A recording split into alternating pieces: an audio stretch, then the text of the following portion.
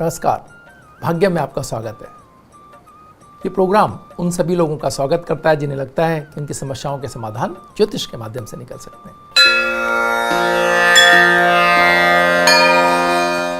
आज 21 अप्रैल है, 2020 सन है।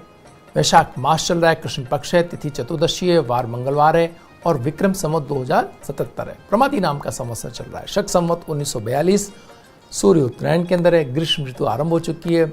मुस्लिम तारीख 27 है और सावन माह चल रहा है। हिजरी सन 1441 है।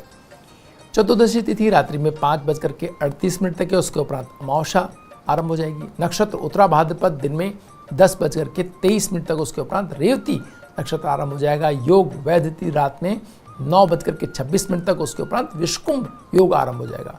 करण विष्टि दिन में 4:25 तक। उसके उपरांत शकुन करण आरंभ हो जाएगा। सूर्योदय जयपुर में 6:01 पर और सूर्यास्त 6:50 पर हो रहा है।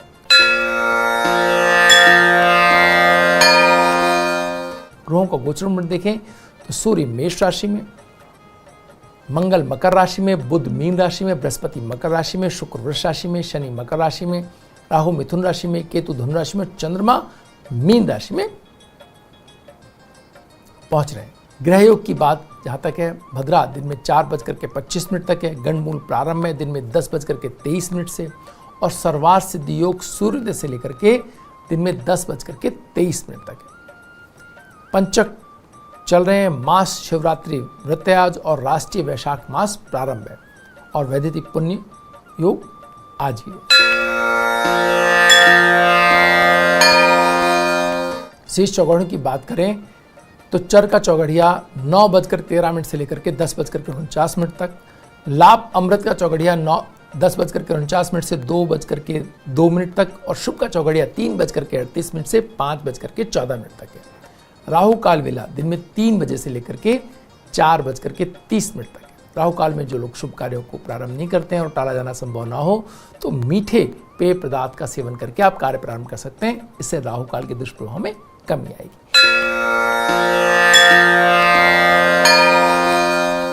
आइए अब बात करते हैं आज के दिन के मूड की।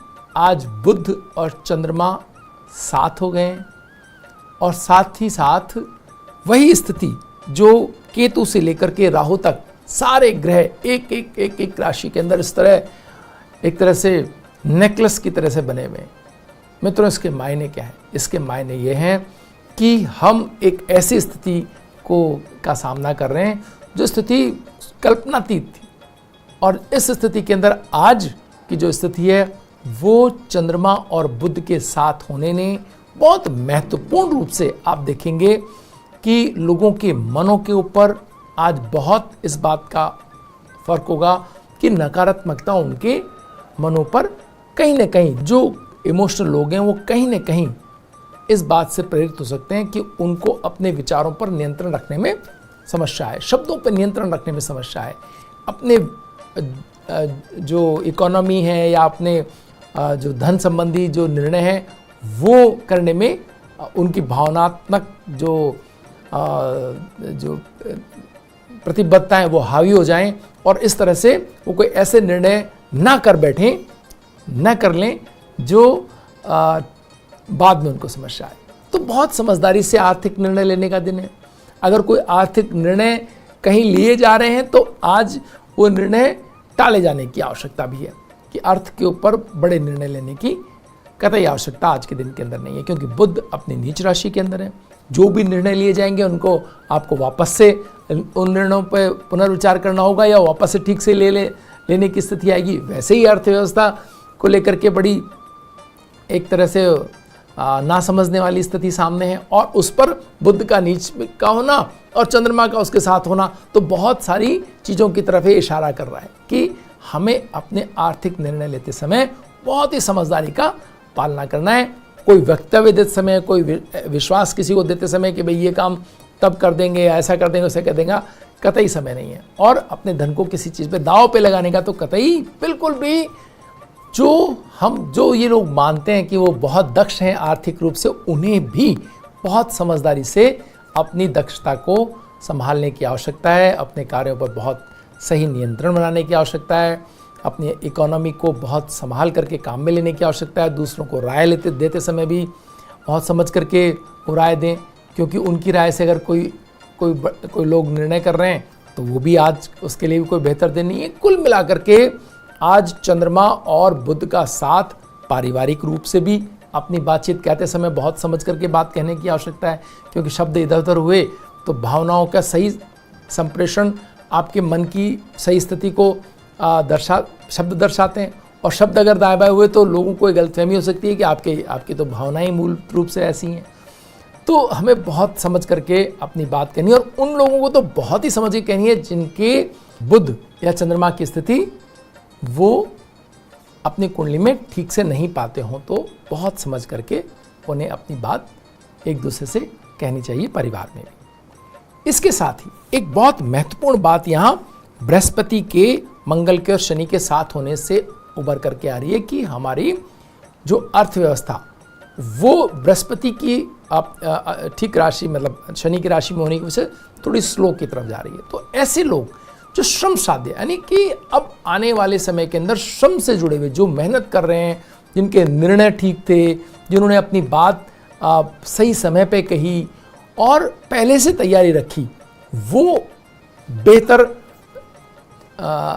जो है अपने समय का सही सदुपयोग करेंगे, वो सही स्थिति को पा सकेंगे। तो ये यहाँ एक ऐसी स्थिति हमारे सामने है जहाँ पर बृहस्पति की स्थिति के कारण अर्थव्यवस्था के अंदर थोड़ी बदलाव हम देखेंगे। तो हमें पहले से अपनी प्लानिंग बनानी होगी कि आपको क्या तो कार्य करने हैं, किस तरीके से करने, और उनके अंदर जो हमारी भूमिका श्रम से जुड़ी हुई, यानी लोगों को मदद करने से जुड़ी हुई, श्रम से जुड़ी हुई, केयर से जुड़ी हुई अगर हम कोई व्यवस्थाएं बनाते हैं तो आप देखेंगे वो ज़्यादा लाभदायक स्थिति के अंदर होगी। लाभ थोड़ा कम जरूर होगा, लेकिन उसके बावजूद आप देखेंगे कि वो व्यवस्थाएं धन कमाएंगी जो केयर से जुड़ी हुई होंगी, जो लोगों की फिक्र करती हुई होंगी, जो लोगों के लिए कोई ना कोई राहत या उनको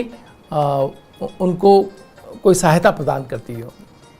तो अगर आपके पास ऐसी व्यवस्थाएं हैं, ऐसी चीज़ों से आप जुड़े हुए हैं, ऐसी कोई योजना के अंदर हैं, तो आप देखेंगे आप जल्दी अपना धन अच्छा आय करते हुए आप दिखाई देंगे। ऐसी योजनाओं को बनाने का ये उचित समय। वक्त तो चला एक छोटे से ब्रेक का। ब्रेक के बाद फिर हाजिर होंगे, बने रहिए भाग्यम में। भारतीय मसाले पूरे विश्व में प्राचीन काल से अपनी पहचान रखते हैं। भारतीय मसालों के निर्यात का इतिहास कई सदियों पुराना है। चलिए आज बात करते हैं भारतीय मसालों के महत्वपूर्ण मसाले की, जिसे मसालों का राजा भी कह सकते हैं। ये मसाला है काली मिर्च। काली मिर्च में पेपराइन नाम का रसायन होता है, जिसकी वजह से इसका स्वाद तीखा होता है और ये पूरे पाचन तंत्र को स्वस्थ रखने में सक्षम है। इसे खाने से न केवल पाचन क्षमता बढ़ती है और खाना अच्छी तरह से अवशोषित हो पाता है, बल्कि भूख को बढ़ाने में भी मदद मिलती है। शरीर में मेटाबॉलिज्म को भी ये सुधारती है, और जिन लोगों को कम भूख लगती है उनको भूख बढ़ाने के लिए काली मिर्च एक अच्छा सरल उपाय है।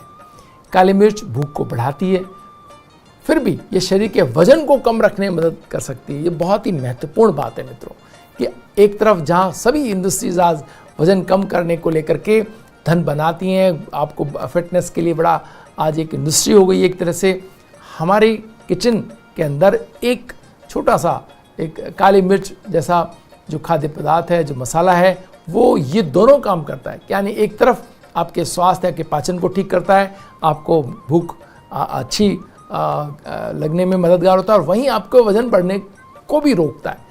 तो एक बहुत महत्वपूर्ण रूप से काली मिर्च इसके अंदर बहुत बड़ा रोल निभा सकती है कि हम अपने घर पर ही अपने वजन को किस तरह से कंट्रोल रखें। लाल मिर्च को अगर हम कम करते हुए या बंद करते हुए काली मिर्च का सेवन अगर करते हैं तो एक तरह से बहुत महत्वपूर्ण तरीके से हम हमारे स्वास्थ्य की देखभाल कर पा रहे होते हैं। काली मिर्च की बाहरी परत में ऐसे तत्व होते हैं जो वसा कोशिकाओं को तोड़ने में मददगार होते हैं। ये शरीर की विषाक्त पदार्थ और अधिक पानी को बाहर निकालने में सहायता करता है, क्योंकि काली मिर्च कफ को कम करने में सहायक है। इसलिए इसका उपयोग सभी तरह के सर्दी, जुकाम, बुखार और कंजक्शन को साफ करने के लिए किया जा सकता है। काली मिर्च गठिया में भी काफ़ी लाभदायक रहती है। काली मिर्च का तेल त्वचा पर लगाने से ये त्वचा को गर्माहट देता है, जो आपके रक्त परिसंचरण में मदद करता है। इसका उपयोग गठिया से पीड़ित लोगों को दर्द से छुटकारा पाने के लिए किया जाता है। ये गठिया से पीड़ित लोगों के शरीर से यूरिक एसिड जैसे विषाक्त पदार्थ को हटाने में भी मददगार साबित हो सकता है। पार्किंसन, अल्जाइमर जैसे मस्तिष्क रोगों में भी काली मिर्च बहुत लाभदायक है, क्योंकि ये मस्तिष्क में डोपामाइन बनाने की क्रिया में सहायक होती है। डोपामाइन को खुशी का हार्मोन कहा जाता है मित्रों। तो जो लोग अपने आसपास अच्छा व्यवहार कर रहे होते हैं, लोगों को पॉजिटिवली बात कर रहे होते हैं, आप यकीन माने वो काली मिर्च उसमें बढ़ोतरी कर सकती है। तो आप अगर काली मिर्च का सेवन कर सकते हैं तो चीज़ों को पॉजिटिव तरीके से लेना और अपनी खुशी के जो अपने भाव हैं उनको सही तरीके से व्यक्त करने में आप बड़े एक आपको सहज स्थिति प्राप्त हो जाती है। हमारे शरीर के अंदर जो कुछ भी हम व्यवहार करते हैं उनका कोई ना कोई रीज़न हमारे हार्मोन से होता है, और ये जो डोपामाइन जो हार्मोन है, खुशी का हार्मोन है, और ये काली मिर्च के सेवन से ये ज़्यादा उत्सर्जित होता है। ये दिमाग को शांत रखने वाले हार्मोन्स को बनाने में भी सहायता करती है। इस तरह से काली मिर्च शरीर की सभी क्रियाओं को स्वस्थ रखने में मददगार होती है। हमें काली मिर्च का अगर औषधीय रूप में सेवन करना हो तो हम हमारे आयुर्वेद चिकित्सकों की मदद से इसका सेवन कर सकते हैं, जिससे हम इसको चिकित्सा, अदरवाइज हम हमारे भोजन के अंदर अगर इसको इस्तेमाल करते हैं तब ये इसके गुणों को हम सहज रूप से भी काम में ले सकते हैं।